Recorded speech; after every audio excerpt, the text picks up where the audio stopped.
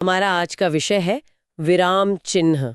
अगर हम परीक्षा के दृष्टिकोण से देखें तो परीक्षार्थी अक्सर इन चिन्हों को बस रटने की कोशिश करते हैं। हाँ, वो तो है। लेकिन अगर इसके पीछे के तर्क को, इस कोडिंग सिस्टम को समझ लिया जाए ना, तो परीक्षा में कभी गलती नहीं होगी। तो चलिए इसी तर्क को खोलते हैं आज।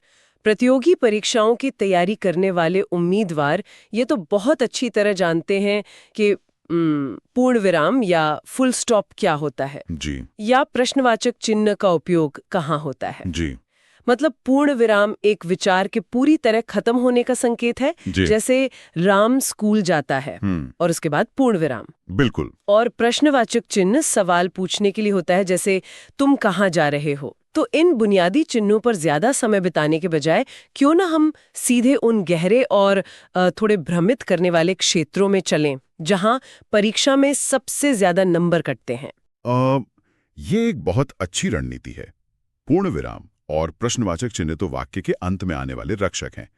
इसी तरह एक और चिन्ह है विस्मयादि बोधक चिन्ह। अच्छा, जिसे एक्सक्लेमेशन पॉइंट कहते हैं। जी हाँ, ये भी इसी श्रेणी में आता है, जो हर्ष, शोक, घृणा या आश्चर्य जैसी तीव्र भावनाओं को व्यक्त करता है। जैसे अगर हम कहें, वाह कितना सुंदर दृश्य है। हाँ, तो वहां वाह के बाद ये चिन्ह आएगा। बिल्कुल। लेकिन असली चुनौती ना वाक्य के बीच में शुरू होती है, और यहीं प्रवेश होता है ठहराव के सबसे बड़े खिलाड़ी का, अल्प विराम यानी कॉमा।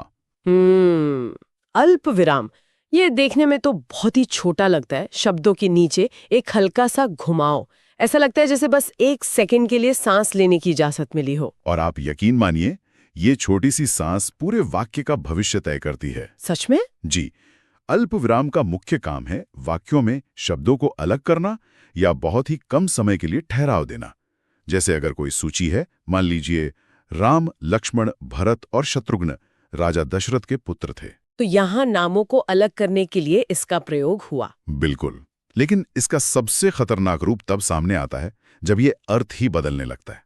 व्याकरण की दुनिया का एक बहुत ही क्लासिक उदाहरण है, जो हमारी स्रोत सामग्री के मर्म को भी छूता है। मैं आपको 2 वाक्य सुनाता हूं। पहला है, रोको, मत जाने दो। अच्छा, मतलब किसी को रोक लो, उसे आगे मत जाने दो। एकदम सही। यहां अल्प विराम रोको शब्द के बाद लगा है। अब दूसरा वाक्य सुनिए। शब्द बिल्कुल वही है, बस अल्प विराम की जगह बदल देते हैं। रोको मत, जाने दो। अरे वाह, इसका तो मतलब ही पूरी तरह से उल्टा हो गया, है ना? हाँ। अब इसका अर्थ है कि उसे बिल्कुल मत रोको, उसे जाने दो। यही अल्पविराम की असली ताकत है। केवल एक छोटे से चिन्ह के खिसकने से जीवन और मृत्यु तक का फैसला बदल सकता है।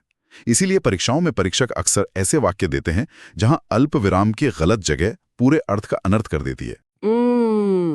ये तो सच में डराने वाला है। परीक्षार्थियों को इस पर बहुत ध्यान देना चाहिए। लेकिन अल्पविराम से जुड़ी एक और बड़ी उलझन है। वो क्या? कई बार वाक्यों में एक और चिन्ह दिखता है जो अल्पविराम जैसा ही होता है, बस उसके ऊपर एक बिंदु लगा होता है। अर्धविराम, जिसे सेमीकोलन कहते हैं। जी, अर्धविराम। ईमानदारी से कहूं तो जब हमारे पास बात खत्म करने के लिए पूर्ण विराम है और थोड़ा रुकने के लिए अल्प विराम है, तो इस बीच वाले चिन्ह की क्या जरूरत है? ये उलझन बहुत स्वाभाविक है। आप अर्धविराम को अल्पविराम का बड़ा भाई समझ लीजिए। बड़ा भाई? हाँ, इसका उपयोग वहां होता है जहां हमें अल्पविराम से थोड़ा अधिक समय के लिए रुकना हो, लेकिन बात अभी पूरी ना हुई हो, इसलिए हम पूर्ण विराम नहीं लगा सकते।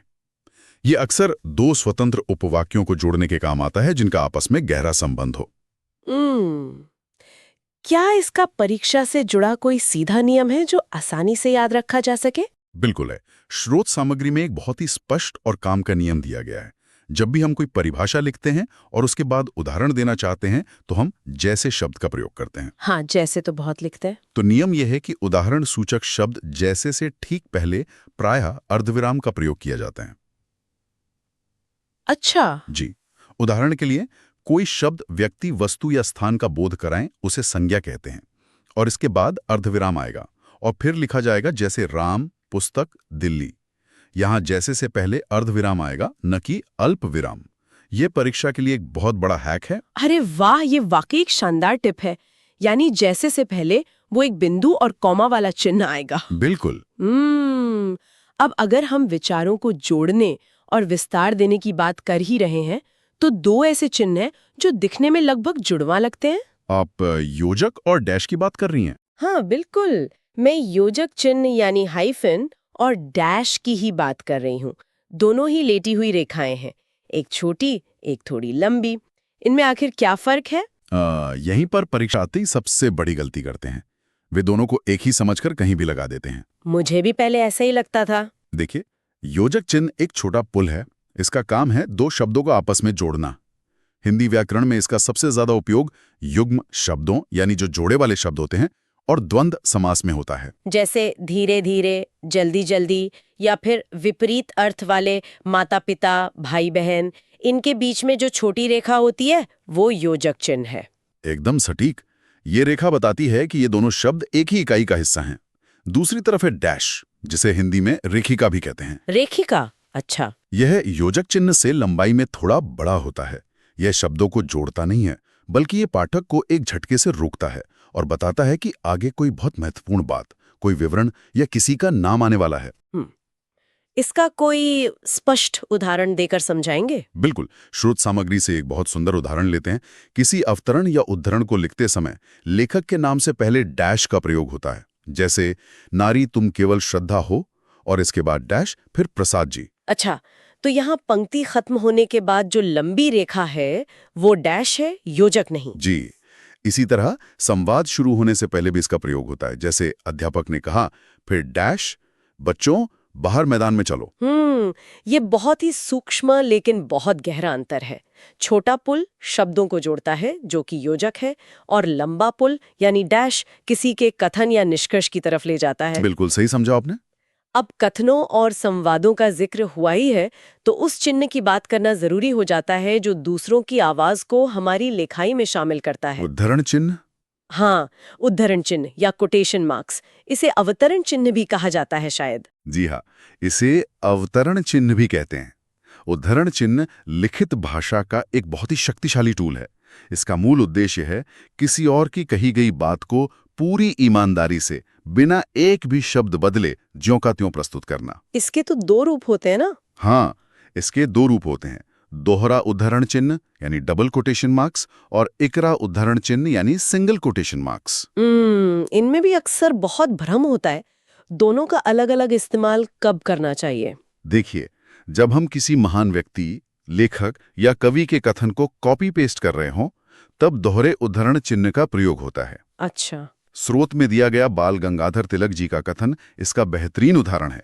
तिलक ने कहा था, और फिर दोहरे उद्धरण चिन्ह के अंदर, स्वतंत्रता हमारा जन्मसिद्ध अधिकार है। यहाँ वाक्य की शुरुआत और अंत में दोहरे चिन्ह लगे हैं, जो बता रहे हैं ये हूबहू तिलक जी के शब्द हैं। तो फिर ये इकरा यानी सिंगल उद्धरण चिन्ह कहाँ काम आता है? क्या ये थोड़ी कम महत्वपूर्ण बातों के लिए होता है? नहीं, कम महत्वपूर्ण नहीं, बल्कि विशिष्ट चीजों के लिए। जब हमें किसी विशेष पुस्तक का नाम, किसी समाचार पत्र का शीर्षक या किसी लेखक का उपनाम दर्शाना हो, तब हम इकरे उद्धरण चिन्ह का प्रयोग करते हैं। उपनाम मतलब पेन नेम? जी। जैसे रामचरितमानस तुलसीदास जी की रचना है, तो यहाँ रामचरितमानस को इकरे चिन्ह में रखेंगे। या फिर सूर्यकांत त्रिपाठी निराला। अच्छा, यहाँ निराला को इकरे चिन्ह में रखा जाएगा? बिल्कुल। ये परीक्षा के लिहाज से बहुत अहम अंतर है, और इसमें गलती होने के चांस बहुत होते हैं। हाँ, ये उन छोटी छोटी गलतियों में से है जो मुफ्त में नंबर कटवा देती हैं। अब एक और चिन्ह है जो वाक्य के बीच में न एक अलग ही दुनिया बसा देता है, कोष्ठक, जिसे हम पैरेंथेसिस या ब्रैकेट्स कहते हैं। मुझे हमेशा लगता है कि कोष्ठक पाठक के कान में फुसफुसाकर कोई अतिरिक्त जानकारी देने का तरीका है। अरे वाह, ये बहुत ही खूबसूरत उपमा दी है आपने। कोष्ठक का काम ही यही है, वाक्य के मुख्य प्रवाह को तोड़े बिना कोई अतिरिक्त लेकिन जरूरी जानकारी देना। मतलब कोई ऐसी चीज जो जरूरी तो है पर फ्लो नहीं तोड़नी चाहिए। बिल्कुल। कई बार वाक्य में कोई ऐसा कठिन शब्द आ जाता है जिसका अर्थ बताना जरूरी होता है, लेकिन मुख्य वाक्य के ढांचे को छेड़ा नहीं जा सकता। तब हम उस अर्थ को एक बॉक्स या कोष्ठक में डाल देते हैं। स्रोत में इसके लिए एक बहुत अच्छा वाक्य था, मौखिक भाव प्रकाशन का अभ्यास जरूरी है। जी। यहाँ मौखिक भाव प्रकाशन थोड़ा भारी शब्द है, इसलिए तुरंत उसके आगे कोष्ठक में आसान भाषा में बोलने की कला लिख दिया गया। एकदम सही। इसी तरह जब हम किसी का दूसरा नाम या उपाधि बताते हैं तो भी कोष्ठक काम आता है। जैसे धर्मराज सत्य बोलते थे, अब यहाँ अगर पाठक को धर्मराज से स्पष्टता नहीं मिलती तो कोष्टक में लिखा युधिष्ठिर उस कमी को पूरा कर देता है। हाँ, ये स्पष्टता के लिए बहुत जरूरी है, लेकिन कभी-कभी लेखक सब कुछ स्पष्ट नहीं करना चाहता, है ना? आप किस संदर्भ में कह रही हैं? मेरा मतलब है कि कभी-कभी वो बात को अधूरा छोड़ देना चाहता है। इसके लिए एक खास चिन्ह है, त्रिबिंदु, जिसे एलिप्सिस कहते हैं, लगातार 3 बिंदु। हाँ, त्रिबिंदु। ये मनोवैज्ञानिक रूप से ना बहुत असरदार होते हैं। जब वाक्य में कुछ अंश जानबूझकर छोड़ देना हो या विचार की निरंतरता दिखानी हो। निरंतरता मतलब ये जताना हो कि बात अभी अधूरी है और पाठक को खुद आगे का अर्थ समझना है, तब इसका प्रयोग होता है। अच्छा, जैसे अगर कोई घबराहट में कुछ कह रहा है, मैं वहां जाना तो चाहता था, लेकिन और इसके बाद 3 बिंदु। बिल्कुल, यहाँ वाक्य पूरा नहीं हुआ, पर पाठक तुरंत समझ जाता है कि कोई मजबूरी थी या कोई डर था। हाँ, सस्पेंस बन जाता है एक तरह का। जी, या फिर जब हम कोई लंबी सूची लिखते हैं और बीच की चीजें छोड़ना चाहते हैं, जैसे 1, 2, 3 और फिर त्रिबिंदु और 100 तक गिनती लिखो। यहाँ त्रिबिंदु ये दर्शाते हैं कि बीच की संख्याएं उसी क्रम में मौजूद हैं, बस उन्हें लिखा नहीं गया है। एक बात पर ध्यान देना बहुत जरूरी है। यहाँ ये सिर्फ 3 बिंदु होते हैं, न कम न ज्यादा। अक्सर मैंने देखा है कि लोग व्हाट्सएप या सोशल मीडिया पर ना पूरी बिंदुओं की लाइन लगा देते हैं, जो व्याकरण के हिसाब से तो बिल्कुल गलत है। ये एक बहुत ही प्रासंगिक बात उठाई है आपने। डिजिटल युग में विराम चिन्हों का बहुत दुरुपयोग हो रहा है और यही आदतें परीक्षा के पेपर में रिफ्लेक्ट होती हैं, जहां छात्रों को नुकसान उठाना पड़ता है। सही कहा। और संक्षिप्तीकरण की बात चलिए तो हमें संक्षेप चिन्ह को नहीं भूलना चाहिए। संक्षेप चिन्ह, वो जो छोटा सा गोला होता है। जी हाँ, ये किसी शब्द के नीचे एक छोटे से गोल शून्य की तरह होता है। ये बड़े बड़े नामों या उपाधियों को छोटा करने का सबसे प्रामाणिक तरीका है। जैसे डॉक्टर पूरा लिखने के बजाय डॉ लिखकर उसके आगे वो छोटा सा गोल संक्षेप चिन्ह लगा देना। बिल्कुल। स्रोत सामग्री के अनुसार जब हम किसी व्यक्ति, वस्तु या संगठन के नाम को संक्षेप में लिखते हैं तो पहला अक्षर लिखकर ये संक्षेप चिन्ह लगा देते हैं। जैसे उत्तर प्रदेश बन जाता है उ संक्षेप चिन्ह और प्र संक्षेप चिन्ह। हाँ, आचार्य रामचंद्र शुक्ल को साहित्य में अक्सर अ, र, शु और सब के आगे संक्षेप चिन्ह लगाकर लिखा जाता है। ये समय बचाता है लेकिन नाम का सम्मान बरकरार रखता है। ये तो बहुत ही उपयोगी है। अब हमारे पास 2 और चिन्ह बचे हैं जो स्रोत सामग्री में प्रमुखता से दिए गए हैं। एक है स्लैश, जिसे तिर्यक रेखा कहते हैं, और दूसरा है द्विदंड। पहले स्लैश की बात करते हैं। ये तो अक्सर हमें फॉर्म भरते समय या परीक्षा के निर्देशों में ही दिख जाता है। स्लैश का मुख्य काम है विकल्प देना।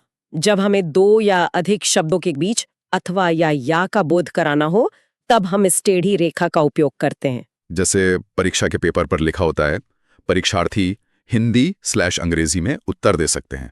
मतलब आपके पास चॉइस है। हाँ, या फिर दिन/रात, लाभ/हानि। एकदम सही।